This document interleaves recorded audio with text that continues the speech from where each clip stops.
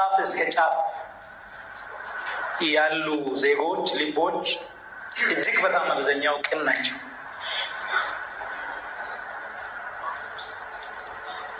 የሚያባላን የሚያጣላን ሸረኛው ሴረኛው ቁማርተኛው በጣም ጥቂት ነው። ስለዚህ ችግሩ ቅኖች መሰብሰብ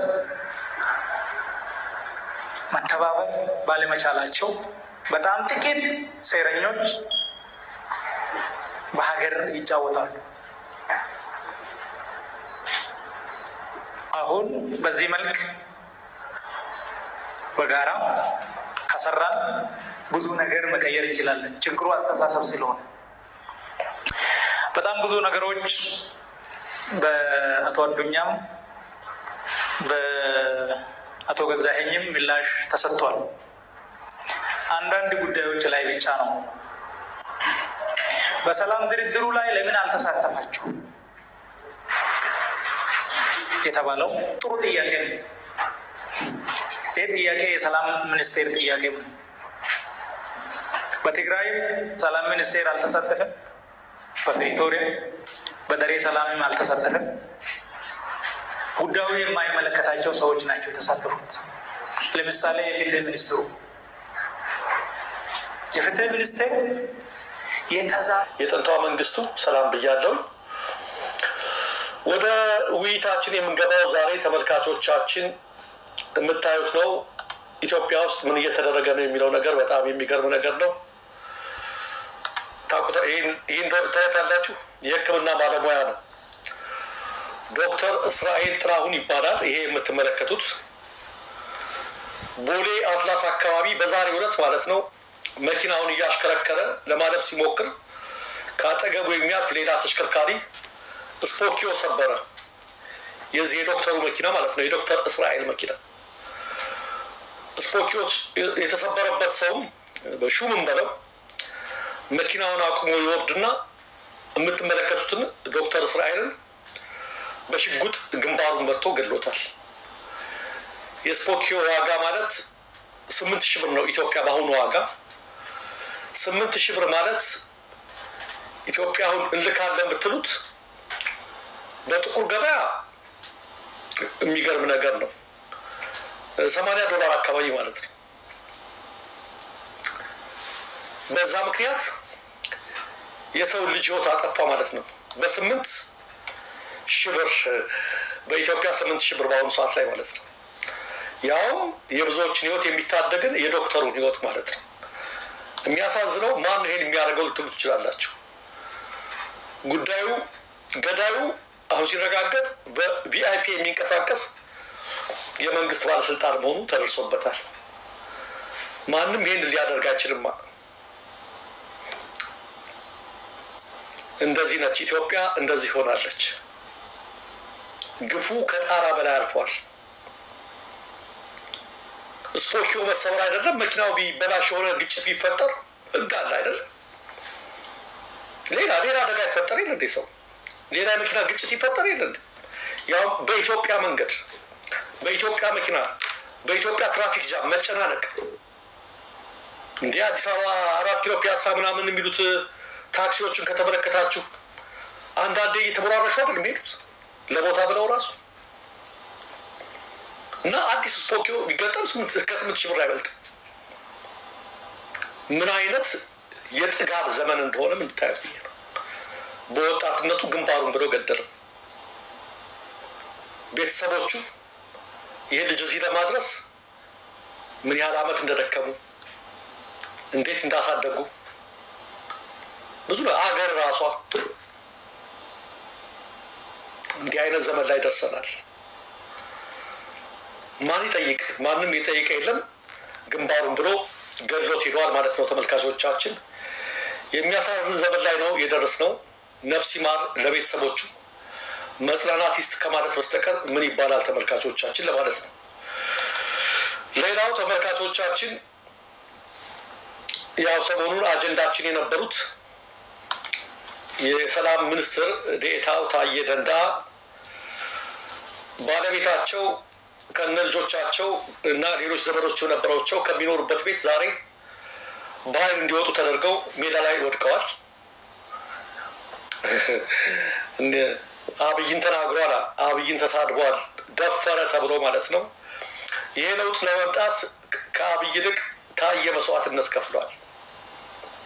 ታየ መስዋዕትነት ከፍሏል። ይሄን ለውጥ ለማምጣት በኪራይ ቤቶች ድርጅት ነበር የሚኖረው። በተሰጠው ቤት ሚስቱ ወይዘሮ ስንታየሁ አለማየሁ እንደተናገሩት ከሳቸው በተጨማሪ ሌሎችም ዘመዶች መጥተው ከገጠር አብረው ይኖሩ ነበረ። ታስረው 1 ወር እንኳን ሰጧቸው። አይገርማችሁ? ምንም እንደዚህ አይነት ልዩነት ውስጥ ብንገባ እስኪ ቤት እስከሚፈልጉ ድረስ ወይ የሆነ ነገር እስከሚያገኙ ድረስ 1 ወር እንኳን እንስጣቸው አላሉ። ትናንት ከትናንት ወዲያ እሱን አሰሩት። ዛሬ በአንድ ቀን ማስጠንቀቂያ ከቤት አውጥተው ሜዳ ላይ ጣሏቸው ማለት ነው።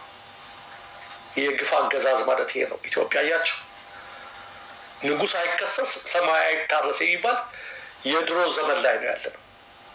የድሮ ዘመን ላይ ነው ያለነው። ለዚህ ነው የፋኖች ትግል ደግሞ ንጉሥም በጥፋቱ ይከሰሳል፣ ሰማይም በመብረቅ ይታረሳል የሚል የፍትህ ስርዓት ለማምጣት ነው። ስለዚህ ማንም የሚጠየቅበት ባለስልጣን ሆነ ተራው ዜጋ እኩል በህግ ፊት እኩል የሚሆንበትን ስርዓት ለማምጣት ሁላችንም መታገል አለብን። ትግሉ ይቀጥላል ማለት ነው። የእናቶ ታየን ቤት ሜዳ ላይ ጥላቸው ይሄ ጀግንነት ሳይሆን ጭካኔና ፍርሃትን የሚያመላክት ነው። ጭካኔ ፍርሃትን የሚያመላክት ነውና እጅግ የሚያሳዝኑ ናቸው ገዢዎቹ ለማለት ነው። ተመልካቾቻችን እንደ መግቢያ ነው። ሌላው ተመልካቾቻችን አገር የማፍረሱ ነገር ፒስ ፎር ኦል ሰላም ብያለሁ ቀጥሏል። በአዲስ አበባ ከተማ ከወራት በፊት ካስታወሳችሁ አዲስ አበባ ፒያሳ ያለውን መሬት እየተቀራመቱት ነበረ። አራዳ ህንፃ ላይ የነበሩ የቢዝነስ ተቋማት እነሱ እንኳን ወር ጊዜ ተሰጥቷቸዋል። እየተመረጡ ያልፈረሱ አሉ።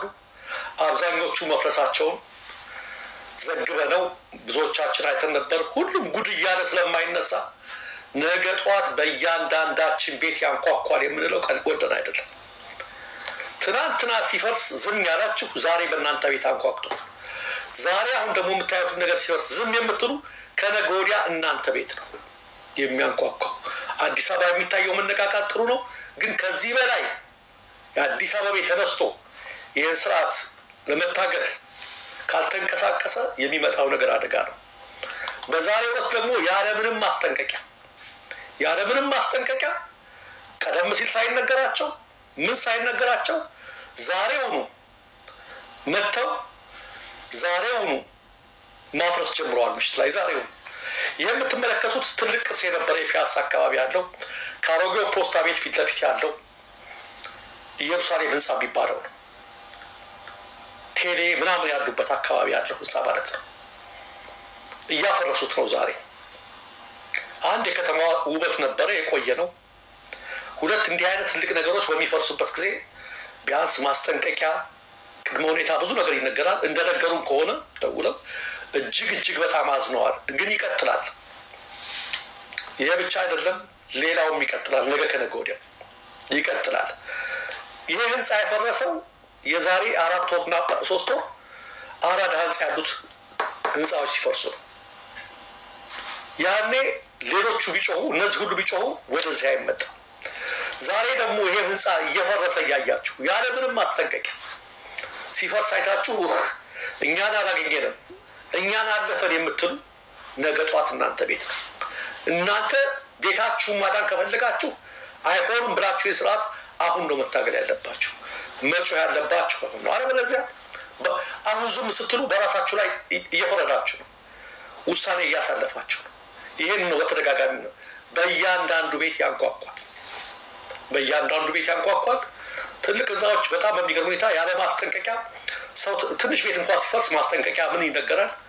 እንደዛ እየተደረገ ነው። ለምንድነው ማስጠንቀቂያ ያልተናገሩ ሲባል ቅሬታ ተቃውሞ ይነሳብናል፣ ይቀሰቀስብናል ማለት ተቃውሞ እንዳይቀሰቀስብን አስቀድሞ ይፈርሳል ብለን ድንገት መተን ነው የምናፈርሰው ብለው አፍርሰውታል ማለት ነው። ተመልካቾቻችን እያፈረሱት ነው፣ ጀምረዋል። ዛሬ ምሽቱኑ ጀምረውታል የሚለው መመልከት አለብን እንደ መግቢያ ያህል። ይህን ካልን ዘንዳ ተመልካቾቻችን፣ አድማጮቻችን መረጃዎች አሉን፣ በርካታ መረጃዎች፣ የግንባር መረጃዎች። ወደ ግንባር መረጃዎች ከመግባቴ በፊት ግን አንዳንድ የማስጠንቀቂያ መልእክት ልናገርና አንድ ያሳዘነን ነገር አለ ዛሬ። የማስጠንቀቂያ መልእክት በተለይ በሰሜን ወሎ ዞን በመርሳ በስሪንቃ በወልዲያና አካባቢው የድሮን ቅኝት እየተደረገ ስለሆነ ሁሉም ጥንቃቄ እንዲያደርግ ተብሏል። ፋኖች አይገኙም። የአካባቢው ማህበረሰብ እነ ብርሃኑ ጁላ እንደሰማችኋቸው ያገኘነው ሰው በተሰበሰበበት እንጥላለን እንመታለን ስላሉ ገበያ፣ ቤተክርስቲያናት፣ መስጂድ የምትሄዱ ጥንቃቄ እያደረጋቸው ለአካባቢው ማህበረሰብ አሁን ጥንቃቄ የምናስተላልፈው። ምክንያቱም ፋኖች ነቅተውብናል፣ በድሮን ልናገኛቸው አልቻልንም የሚል ግምገማ አለ። በኋላ እመጣበታለሁ። ፋኖችን እያገኟቸው አይደለም፣ ንጹሖችን ነው እየገደሉ ያሉት። ስለዚህ በእነዚህ አካባቢዎች በተራርቃችሁ ማህበረሰቡ ከፍተኛ ጥንቃቄ እንድታደርጉ ጥሪ ቀርቦላቸዋል። በሳይንት ተድባበ ማርያም አካባቢ የምትኖሩ ማህበረሰብም በተመሳሳይ ከፍተኛ ጥንቃቄ እንዲደረግ ጥሪ ቀርቦላቸዋልና ጥሪ እናቀርባለን። ይሄን ለማለት ነው። ይህን ካልን ዘንዳ ተመልካቾቻችን አሁን በዚህ ወር በያዝነው ዲሴምበር 17 እና 18 ሰላማዊ ሰልፎች በተለያዩ ከተሞች ይደረጋሉ። እንደምታውቁት እኛም ጥሪ ስናደርግ ነው የከረምነው። የዚህ ሰላማዊ ሰልፍ የተቃውሞ ሰልፍ ዓላማ በብዙ ጉትጎታ ነው እንዲደረግ የተደረገው። ታያላችሁ። ይሄ ሁሉ ህዝብ እየሞተ እየተገደለ